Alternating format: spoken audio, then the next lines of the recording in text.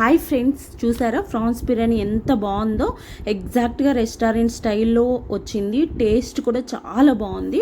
ఈరోజైతే ప్రాన్స్ బిర్యానీ ఎలా చేయాలో చూద్దాం. ఫస్ట్ అయితే మనము బిర్యానీ మసాలాతో బిర్యానీ రైస్ తీసుకొని ఒక 80% కుక్ చేసి పక్కన పెట్టుకోవాలి. నెక్స్ట్ అయితే 1/2 kg ప్రాన్స్ తీసుకొని దాంట్లో కొంచెం కర్డ్, అలాగే పసుపు, ఉప్పు, కారం, ధనియా పౌడర్, జీరా powder, garam masala powder, fried onions, కొత్తిమీర, పచ్చిమిరపకాయలు, అల్లం వెల్లుల్లి పేస్ట్ యాడ్ చేసుకొని మ్యాగ్నేట్ చేసి పెట్టుకోవాలి ఒక 1/2 అవర్.